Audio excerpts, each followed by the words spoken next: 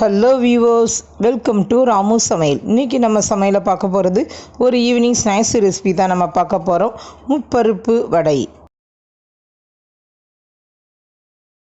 இங்கே பாருங்கள் வியூவர்ஸ், இன்றைக்கி நான் முப்பருப்பு வடை தான் நான் ரெடி பண்ண போகிறேன். இதுக்கு நான் கடலைப்பருப்பு, துவரம்பருப்பு, உளுந்தம் பருப்பு எடுத்திருக்கேன்.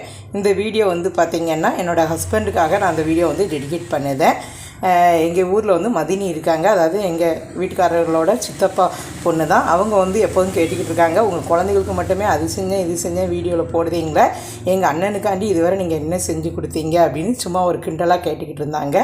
சரி, இன்றைக்கி அந்த மதினிக்காகவும் இந்த வடையை நான் அதனால் சரி அவங்க அண்ணனுக்காக நம்ம இது செஞ்சு கொடுத்தோம் அப்படின்னு வீடியோவில் போடுவோமேன்னு போட்டிருக்கேன். மைனி, நீங்கள் அந்த வீடியோவை பார்த்தீங்கன்னா எங்கள் அண்ணனுக்காக நீங்கள் என்ன செஞ்சு கொடுத்தீங்க அப்படிங்கிறத மறக்காமல் கமெண்ட் பாக்ஸில் சொல்லுங்கள். இப்போ நான் இந்த கப்புக்கு 3/4 கப் அளவு கடலைப்பருப்பு எடுத்திருக்கேன். அதுக்கப்புறம் அரை கப் அளவுக்கு துவரம்பருப்பு எடுத்திருக்கேன். 1/4 கப் அளவுக்கு உளுந்தம் பருப்பு எடுத்திருக்கேன்.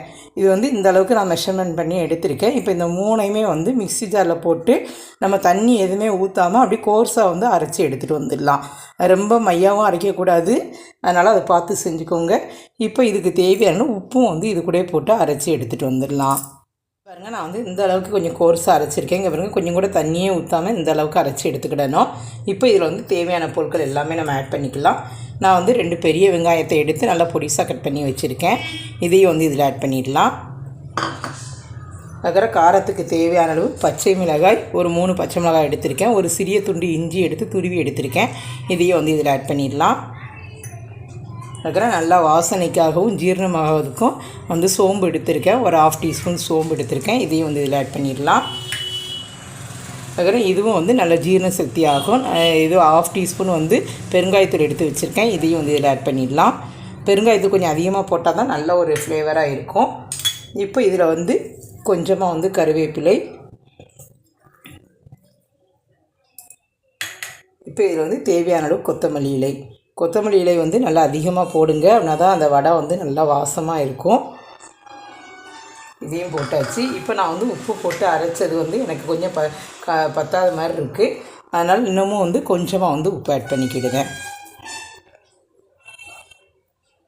உப்பு ஆட் பண்ணிவிட்டு இப்போ இது எல்லாத்தையும் நல்லா ஒன்று போல் கலந்து விடணும். இப்படி தான் தண்ணியே ஊற்றாமல் இருந்தால் தான் இந்த வடை எப்போதுமே மசால் வடைகளாம் அப்படி தானே அரைப்போம், அதே ஸ்டைலுக்கு தான் இதையும் நம்ம செய்ய போகிறோம்.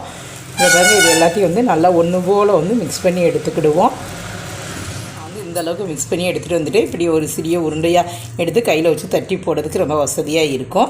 இப்போ எண்ணெயை நம்ம சூடுபடுத்திக்கலாம். இப்போ எண்ணெய் நல்லா சூடேறிட்டு இப்போ சூடான எண்ணெயை ஒரு கரண்டி இல்லைன்னா 2 கரண்டி எடுத்து இது மேலே இப்படி ஊற்றிக்கோங்க. இந்த சுருன்னு ஒரு சத்தம் கேட்க பாருங்கள். இப்படி இருந்தால் தான் நல்லா வடை நல்லா மொறுன்னு கிடைக்கும். இதை ஊற்றிட்டு இப்போ இதையும் நல்லா கலந்து விட்டுருவோம். எண்ணெய் நல்லா சூடேறிட்டு இப்போ இந்த ஸ்டேஜில் கையில் கொஞ்சம் தண்ணியை நினச்சிக்கோங்க. நான் இதை ஃபஸ்ட்டே கொஞ்சம் ஒரு சின்ன உருண்டையாக பிடிச்சி வச்சுருக்கேன். இப்போ இதை இப்படி லேசாக ப்ரெஸ் பண்ணுங்கள். ரொம்ப அழுத்தி மெல்லிஸாக போட வேண்டாம், இப்படி லேசாக ப்ரெஸ் பண்ணால் போதும். ப்ரெஸ் பண்ணிவிட்டு இதை அப்படியே எண்ணெயில் போடுங்க. ஸ்டவ்வை கொஞ்சம் மீடியமான ஃப்ளேம்லேயே வச்சுக்கோங்க. இதே மாதிரி இந்த பாத்திரத்தில் எவ்வளோ போட முடியுமோ அவ்வளோத்துக்கு போட்டுக்கோங்க. நான் ஒரு 2 இல்லைனா 3 தான் போட போகிறேன். இது பாருங்கள், இப்போ இது 2 பக்கமும் நல்லா திருப்பி விட்டு நல்லா பொன்னிறமாக பொரித்து எடுத்தாச்சு. இங்கே பாருங்கள், எவ்வளோ சூப்பராக நல்லா ஒரு காஃபியோடு வச்சு சாப்பிட்றதுக்கு நல்லா ஒரு ஈவினிங் ஸ்நாக்ஸ் நமக்கு ரெடியாக இருக்குது.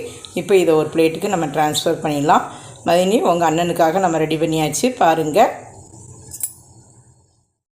வியூவர்ஸ், இந்த ரெசிபியை நீங்கள் ரொம்ப என்ஜாய் பண்ணியிருப்பீங்கன்னு நினைக்கிறேன். உங்களுக்கு இந்த வீடியோ பிடிச்சிருக்குன்னா லைக் பண்ணுங்கள், ஷேர் பண்ணுங்கள். மறக்காமல் ராமு சமையலுக்கு சப்ஸ்கிரைப் பண்ணிவிட்டு பக்கத்தில் இருக்க பெல் ஐக்கானை கிளிக் பண்ணிடுங்க. Okay viewers, thank you.